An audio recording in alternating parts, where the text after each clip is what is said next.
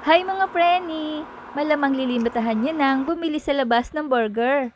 Dahil kapag nagluto kayo sa bahay, ay mas makakatipid kayo at gagawin pa nating healthy ha.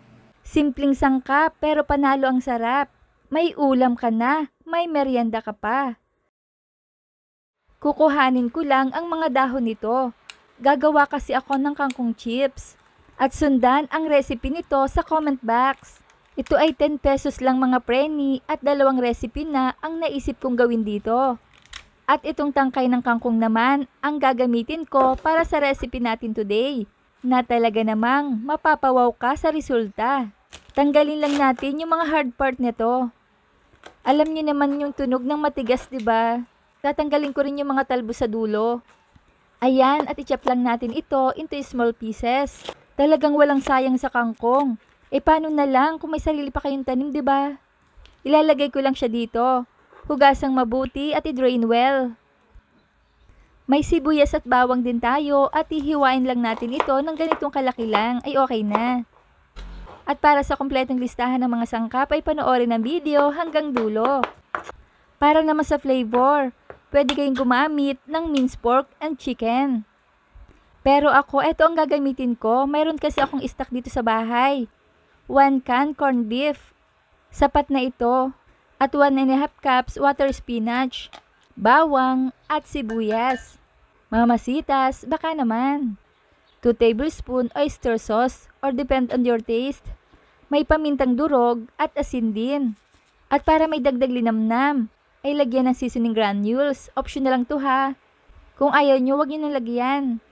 Haluin until just combined. Kapag may buong corned beef ay paghiwalayin lang.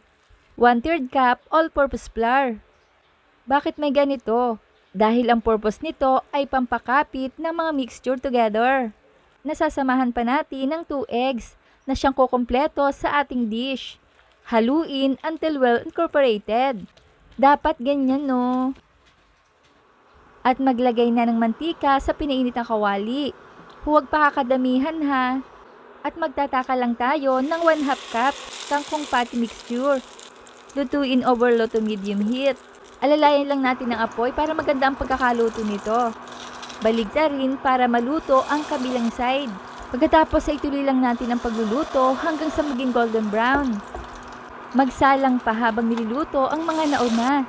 Kaya mas mainam kung malapad na kawali ang paglulutuan para marami tayong maisasalang. Nagbabrown na pero lutuin pa natin yan. Ayan, at pwede na nating tanggalin sa kawali kapag ganito na itsura niya at naluto na ng husto. O di ba ang ganda? At habang nagpiprito tayo, ay mga taga saan naman po kaya ang mga nanonood sa video kong ito. Shoutout po sa inyo at maraming salamat palagi.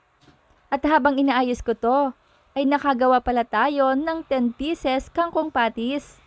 O ang dami, 'di ba? Less than 100 pesos ay may palaman at ulam ka pa.